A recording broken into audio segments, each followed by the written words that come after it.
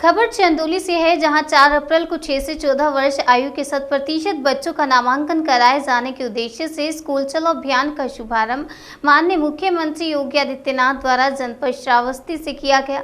जनपद चंदौली के समस्त 1185 परिषदीय विद्यालयों में इस कार्यक्रम का सजीव प्रसारण किया गया। जिला स्तर पर स्कूल चलो अभियान का शुभारंभ पूर्व माध्यमिक विद्यालय चंदौली में जिलाधिकारी संजीव सिंह, माननीय विधायक चकिया कैलाश जी, माननीय विधायक सैयद राजा सुशील सिंह, मुख्य विकास अधिकारी जितेंद्र नारायण एवं अन्य गणमान्यों की उपस्थिति में भव्य कार्यक्रम का आयोजन किया गया। और इस अवसर पर जिलाधिकारी ने कहा कि माननीय मुख्यमंत्री की अपेक्षाओं के अनुरूप स्कूल चलो अभियान के दौरान 6 से 14 वर्ष के 100% बच्चों का स्कूलों में नामांकन कराया जाना है। अंत 6 से 14 वर्ष के समस्त बच्चों का पंजीकरण स्कूलों में अवश्य कराया जाए। जनपद में कोई भी बच्चा स्कूल जाने से वंचित ना रहे, यह सुनिश्चित किया जाए। उन्होंने कहा कि अभियान के दौरान अभिभावक एवं बच्चों में व्यापक जागरूकता लाते हुए स्कूल जाने से वंचित बच्चों का स्कूलों में अनिवार्य रूप से पंजीकरण कराया जाए। शिक्षकगण, प्रधानगण और इसमें विशेष रुचि लेते हुए कार्य करें। जिलाधिकारी ने प्रधान जनप्रतिनिधिगणों से अपील करते हुए कहा कि वे बच्चों को स्कूल चलो अभियान से जोड़ें, अभियान के दौरान 100% नामांकन करवाएं। और उन्होंने माननीय मुख्यमंत्री की अपेक्षा के अनुरूप जनप्रतिनिधियों एवं गणमान्य व्यक्तियों से विद्यालय को गोद लेने की भी अपील की। माननीय विधायक का निर्देश भी प्राप्त हुआ है कि बेसिक शिक्षा में बदलाव के लिए हमको जो आगे कार्य योजना बनानी है और जो हमारी उपलब्धियां रही हैं वो विशिष्ट रही है। जनपद चंदौली आकांक्षी जनपद है और माननीय मुख्यमंत्री जी ने आकांक्षी जनपद श्रावस्ती से इसकी शुरुआत की है। निश्चित रूप से नीति आयोग के जो पैरामीटर्स हैं उसमें स्वास्थ्य और शिक्षा को सबसे ज़्यादा वेटेज दिया गया है। इस अवसर पर जो हमारी उपलब्धियां रही हैं, जो हमारे 1185 परिषदीय स्कूल हैं, उसमें 2,40,000 से अधिक बच्चे अध्ययनरत हैं। और इस अभियान के अंतर्गत हमको ये सुनिश्चित करना है कि कोई भी बच्चा बेसिक शिक्षा से वंचित ना रहे। सभी हाउस टू हाउस सर्वे करेंगे और उसमें इन स्कूल से वंचित बालक बालिकाओं को एनरोल करना सुनिश्चित करेंगे। साथ ही बच्चों के नियमित उपस्थिति बहुत आवश्यक है ताकि वो सतत शिक्षा ग्रहण कर सकें। कोरोना के इस काल में हमने देखा कि स्कूल की जो शिक्षा है वो प्रभावित रही स्कूल बंद होने की वजह से। आगे अब जब नियमित स्कूल हो गए हैं तो शिक्षा की गुणवत्ता बहुत महत्वपूर्ण है, इसकी माना जाता है।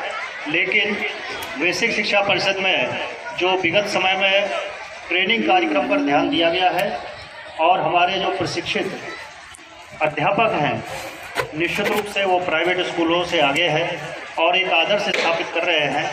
अभी इस मंच से जो हम राज्य पुरस्कार से सम्मानित हमारे विद्यालय के अध्यापक, इसी तरह हमारे जो और अध्यापक हैं वो एक अपनी पहचान बनाएं और इस कार्यक्रम को आगे बढ़ाएं।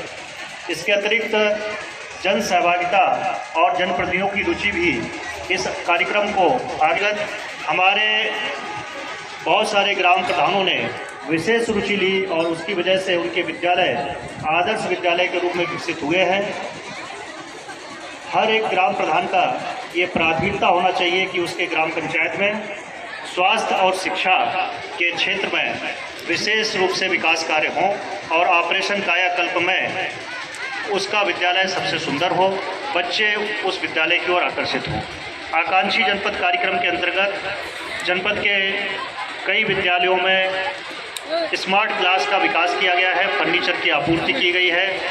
कुछ हमारे जो बड़े संगठन हैं, NGO हैं, उनके द्वारा इन विद्यालयों को गोद लिया गया है और टैब लैब की स्थापना भी की जा रही है।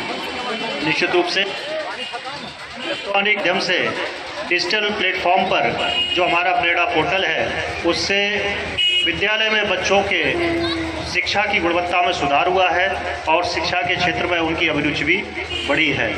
ये बदलाव है जो माननीय मुख्यमंत्री के देश पर हो रहा है। बहुत अधिक ना कहते हुए मैं यही कहना चाहूँगा, सभी से आग्रह करना चाहूँगा, हमारे बेसिक शिक्षा परिषद के गोद लेने का संकल्प माननीय मुख्यमंत्री ने दिया है और उनके विकास की ओर विशेष रूप से ध्यान देने की ज़रूरत है। तो उन विद्यालयों में कायाकल्प से जुड़ी हुई सभी मूलभूत सुविधाएं विकसित हों, जो छूटे हुए विद्यालय हैं वो 100% संतृप्त हों, इसका संकल्प लेंगे।